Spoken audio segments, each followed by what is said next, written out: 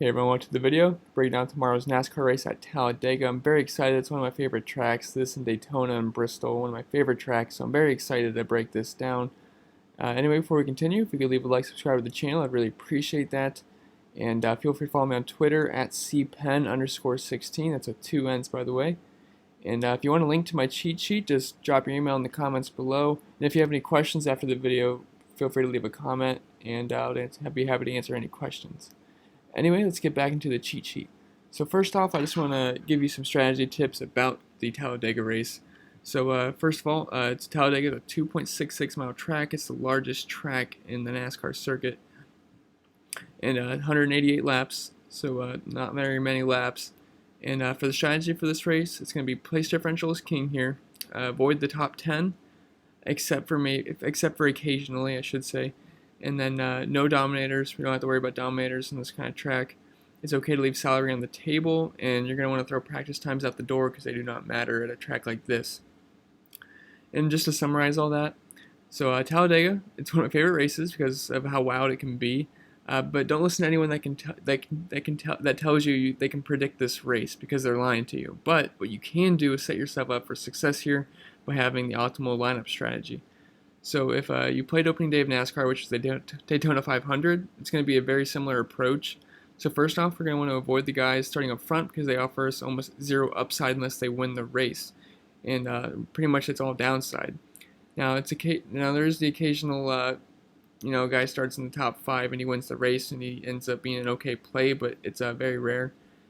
So the way this package is set here at super speedways, it makes it hard for the leaders to stay up front and dominate, so there's plenty of lead changes and only 188 laps, so it just doesn't make sense to play guys starting up front. So with that being said, we love the guys starting as far back as we can get because it is very easy to move up here. Like in one lap, it's not surprising to see guys change 10 different spots, going from 23rd to 13th or 23rd to 10th and back down to 17th in one lap. It's not out of the ordinary here. And also our main reason for liking the guys in the back is the coveted big one that happens here at Talladega. With cars running side by side and drafting off each other, this causes one wrong move, it can cause the whole field to wreck. And so when that happens, the back markers will move up, and then they'll just destroy in the place differential department, while the guys that started up front, they're going to end up being negative and be terrible plays. And even if the guys that started in the back crash, they're going to have a higher floor than the guy starting up front, because for Daytona, the guy starting 40th, he actually crashed 40th, but he scored 4 points. And the guy starting up front, they get like negative 30 and negative 20, so you could still cash for that lineup. So that's why they're much safer plays. And also feel free to leave plenty of salary on the table as well. I've made super speedway lineups that have up to 10,000 remaining before, so don't worry at all about zeroing out your lineups. And if you do decide to pick a driver in the top 10 in your lineups, you better make sure you think they can win the race and make it your only driver starting in the top 10. Okay guys, so sorry that was so long, but that's the strategy for this race. So strategy is very important at this. So if you know what you're doing, you have a huge edge in these races, because people are going to play guys in the top 5, load them up, and it's just a terrible strategy, these kind of tracks. So that's why these are some of my favorite tracks, because I really feel like I have the strategy locked down. So anyway, I made a key here because there's so many drivers in play at this kind of track. I don't have like main targets, so really it's just spread out your exposure. So I made a key of the drivers, and if they're an elite play, they're blue, a good play is green, an okay play is yellow, a risky GPP is orange. Those are really for the guys starting up front that I do think have a chance to win the race. And then fade's red, so we're not even going to touch them. So we can just quickly go through this. Austin Dillon on the pool, no thank you, just no upside there at all. Eric Almirola, he is good here, but starting second, he's got to lead laps and win the race, and I'm going to take my chances that doesn't happen, because it's very hard to do at Talladega, so there's just so many things that can go wrong, it's not worth it to me. Clint Bowyer starting third, no thanks. Brad Keselowski's interesting, starting 4th. I mean, it's very risky because, he has to win the race pretty much to pay off here, but he can. He's one of the best drivers at these kind of tracks, so I don't have here or anything, but maybe like 5-10% exposure, maybe he's okay. Daniel Hemrick, yeah, right, not happening.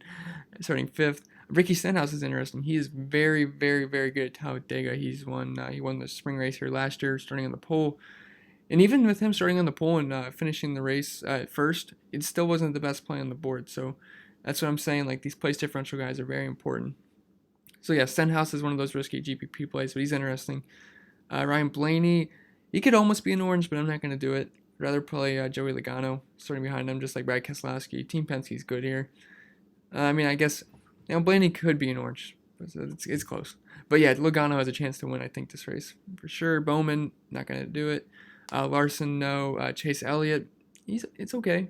I mean, he's not bad at restrictor plate races, but Michael McDowell, if he was starting farther back, I'd be very interested, but nope.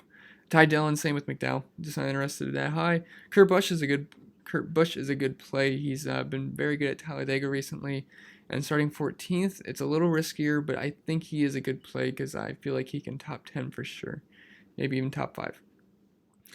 And David Reagan just starting to front from me, and where we're at.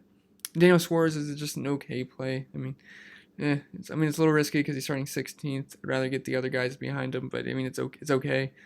Paul Menard's okay too. He's pretty good at these restrictor plates. He's very good at avoiding the wrecks. Matt Tiff starting too high. Kevin Harvick's a good play. He's decent at these kind of tracks. It's just he's starting a little up there at 19, but he's a good play.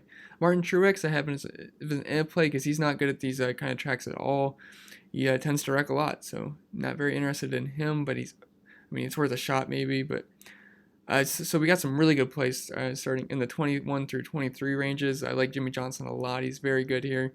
Kyle Busch is not that good at these kind of tracks, but starting 22nd, I'm very interested. Just like Daytona, he did very good, and it's Kyle Busch. So, and then Denny Hamlin's probably my favorite play of the week. This is like one of his best tracks. He's awesome here, and starting 23rd, just a very elite play tomorrow, and I really like him. Then Ryan Newman is a good play, and all these guys are really good plays. So I'm not gonna waste your time and just keep saying good player and elite play, but. As we said, I love all these guys starting further back. Ryan Newman really stands out. Matthew DiBenedetto stands out. Eric Jones, I should say, is not very good here. He crashes a lot. But starting 27th, there's a lot of upside there. Bubba Wallace as well. And I have Brandon Gaughan in play because he's just starting 29th. And out of all these scrubs, I'd rather play these scrubs starting farther back because they offer us some more upside. But he's still an okay play. And Ryan Preece and Chris Buescher. Chris Buescher is really an awesome play for me. Starting 31st, I think he's a great play. And just all these guys are good plays. So I just mix and match all these guys. I don't have any preference really because there's nothing to go off of practice times or whatnot. It's just all about avoiding that big wreck and finishing top 20 for these guys. So sorry, there's not much numbers to break doit's really kind of like a lucky race, but if you have an optimal strategy, you can do very well because start these back guys, they can move up, and then you get all the points, and you can still cash having some guys wreck. I know you can have like 2 wrecks in the lineup, and you can still cash as long as you get good place differential. So as you can see, we like the back, and we do not like the front. So. And just for lineup construction this week, I know I've probably said it before, but it's 4 to 5 drivers starting outside the top 20. 1 to 2 inside the top 20, and 0 to 1 inside the top 10. And if you do pick one in the top 10, you better make sure you think they can win. So don't play like Alex Bowman starting 9th, because he's not going to win. And unless he gets lucky, so hopefully he doesn't win now. But we already went over the strategy, and just for an example lineup, Denny Hamlin, my favorite play. Jimmy Johnson, Chris Buescher, Parker Kligerman, and Chastain. And Kyle Busch. So I think that's a nice lineup, and I'm not saying it's like the ultimate lineup here because you can just mix and match all these guys, and then you should have a lot of good combos that hit.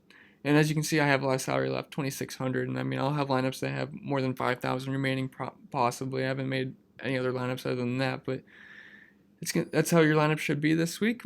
And sorry this is such a short video, but not really much to talk about. It's kind of simple strategy. Just pick the guys in the back and have them move up. But anyway, if you have any questions, feel free to comment below. Remember to leave a like, subscribe to the channel. I'd really appreciate that, and good luck tomorrow.